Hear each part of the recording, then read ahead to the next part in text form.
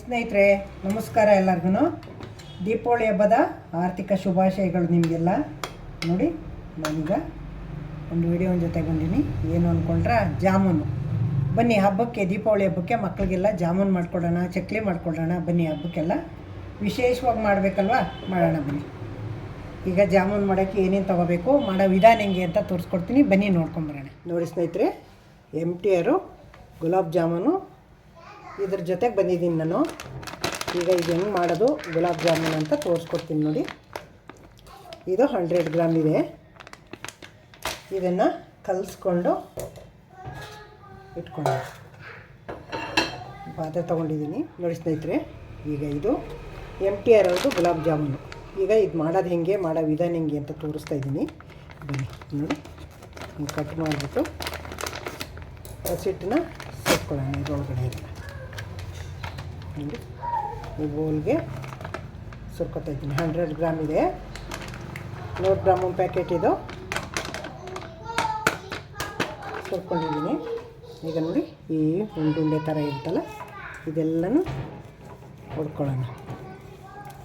ಈ ಥರ ಹಿಂಗೆ ಹೊಡ್ಕೊಂಡು, ಈಗ ನೋಡಿ ಒಡೆದಾಗಿದೆ. ಚೂರೇ ಹಾಲು ಹಾಕ್ಕೊಂಡು ಕಲಿಸ್ಕೊಳ್ಳೋಣ. ಇದು ಕಾದಾರಿರೋ ಹಾಲು, ಅರ್ಧ ಲೋಟ ತೊಗೊಂಡಿದ್ದೀನಿ. ಇದಿಷ್ಟು ಹಿಡಿಯುತ್ತೆ ನೋಡೋಣ. ಒಂದೇ ಸಲ ಹಾಕೋಬಾರ್ದು ನೋಡಿ, ಸ್ವಲ್ಪನೇ ಹಿಂಗೆ ಹಾಕೋಬೇಕು. ಹಿಂಗೆ ನೋಡಿ ಇನ್ನೊಂಚೂರು ಹಾಕೋತೀನಿ. ಸ್ವಲ್ಪನೇ ಹಾಕೋಬೇಕು, ತೆಳ್ಳಗಾಗ್ಬಿಟ್ಟು ಕಷ್ಟ.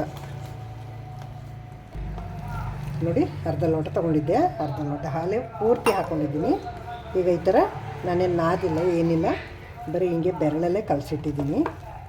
ಈಗ ಪಾಕ ಮಾಡ್ಕೊಂಬಿಡೋಣ. ಸಕ್ಕರೆ ಪಾಕವ ಇದಷ್ಟು ಗಂಟೆ ಅಳ್ಕೊತಾ ಇರಲಿ. ನೋಡಿ ಈಗ ಅದು ಹಿಟ್ಟು ಕಲಸಿಟ್ಟಾಯಿತು. ಈಗ ನೋಡಿ 250 ಗ್ರಾಮ್ 300 ಗ್ರಾಮ್ ಸಕ್ಕರೆ ಇದೆ. 300 ಗ್ರಾಮ್ ಸಕ್ಕರೆ ಹಾಕ್ಕೊಂಡಿದ್ದೀನಿ. ನೀರು ಹಾಕ್ತೀನಿ. ಒಂದು ನೋಡಿ 2 ಬಟ್ಲು ಸಾಕು ಸಕ್ಕರೆ ಕರಗಿಸ್ಕೊಳ್ಳೋಕ್ಕೆ. ನೋಡಿ ಸ್ನೇಹಿತರೆ, ಸ್ಟವ್ ಆನ್ ಮಾಡಿಬಿಟ್ಟು ಸ್ಟವ್ ಒಲೆ ಮೇಲೆ ಇಟ್ಬಿಟ್ಟು ಸಕ್ಕರೆ ಹಾಕಿ ನೀರು ಹಾಕಿ ಕರಗಾಕಿಟ್ಟಿದ್ದೀನಿ. ಕರಗಿಸೋಣ ನೋಡಿ ಸ್ನೇಹಿತರೆ. ಇವತ್ತು ನರಕ ಚತುರ್ದಶಿ, ಅಮಾವಾಸ್ಯೆ, ಧನಲಕ್ಷ್ಮಿ ಪೂಜೆ ಎಲ್ಲ ಇವತ್ತು. ಈಗ ನೋಡಿ ಸಂಜೆ ಪೂಜೆ ಆಗಿದೆ. ನಾಳೆಗೆ ನಾಡಿದ್ದು ಹಬ್ಬ.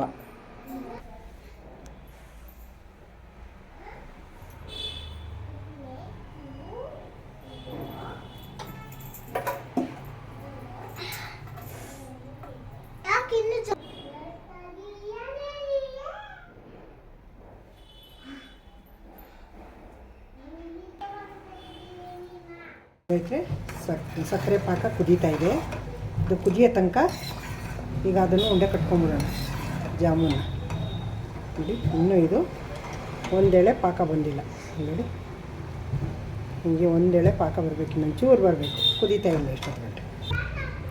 ನೋಡಿ ಇಷ್ಟು ದಪ್ಪ ಉಂಡೆ ತಗೊಂಡು ಹಿಂಗೆ ಕಟ್ಕೊಳ್ಳೋಣ. ನೈಸ್ಗೆ ಹಿಂಗೆ ಕಟ್ಟೋಣ.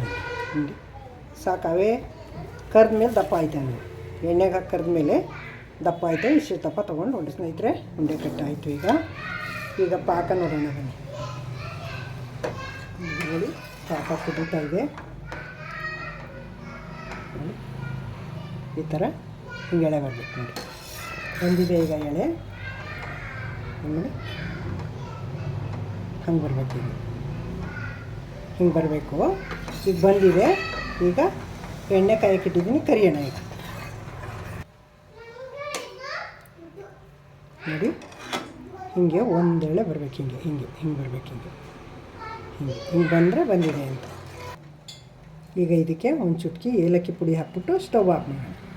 ನೋಡಿ ಚುಟ್ಕಿ ಏಲಕ್ಕಿ ಪುಡಿ ಹಾಕಿದ್ದೀನಿ. ಸ್ಟವ್ ಆಫ್ ಮಾಡಿಬಿಟ್ಟು ಈಗ ಬಿಸಿಲು ಇಟ್ಕೊಂಡು ಕರ್ದು ಹಾಕ್ತಿದ್ದಾನೆ ಇದರೊಳಗೆ ಜಾಮೂನ.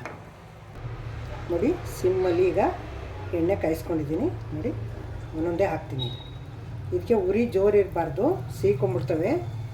ಉರಿ ಕಡಿಮೆನೇ ಇರಬೇಕು, ಜಾಸ್ತಿನೂ ಎಣ್ಣೆ ಕಾಯಿಸಿರಬಾರ್ದು. ನೋಡಿ ಸಿಮ್ಮಲ್ಲಿ ಹೆಂಗೆ ಸೀತಾವೆ ಅಂತ. ಜೋರಾಗ್ಬಿಟ್ರೆ ಇನ್ನು ಕೇಳೋಂಗಿಲ್ಲ, ಸೀದೆ ಹೋಯ್ತವೆ.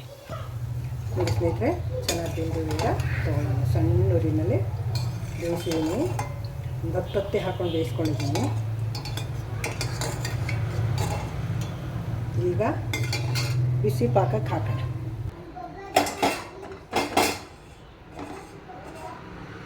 ನೋಡಿ ಪಾಕಕ್ಕೆ ಹಾಕ್ತಾಯಿದ್ದೀನಿ. ನೋಡಿ ಇದು ಒಂದು ಸಲ ಆಗಿದೆ. ಇದನ್ನೇ ಎತ್ತಿಡ್ತಾನೆ. ಎಷ್ಟು ಚೆನ್ನಾಗಿ ಕಲರ್ ಬಂದಿದೆ.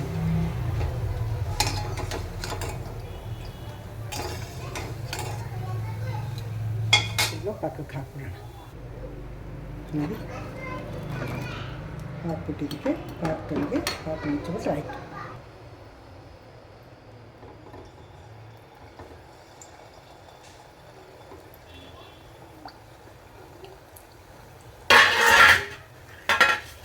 ನೋಡಿ ಹಿಂಗೆ ಆಡಿಸಿದ್ರೆ ಅವೇ ಎಲ್ಲ ಕಡೆ ಬೇಯ್ತವೆ. ನೋಡಿ ಹಿಂಗೆ ಕೈ ಬಿಡ್ದಂಗೆ ಹಿಂಗೆ ತಿರುಗಿಸ್ತಾ ಇರಬೇಕು. ತಿನ್ಸಿ ಬೆಂದರೆ ಬೇಯಿಸಿದ್ರೆ ಚೆನ್ನಾಗಿ ಬೇಯ್ತವೆ.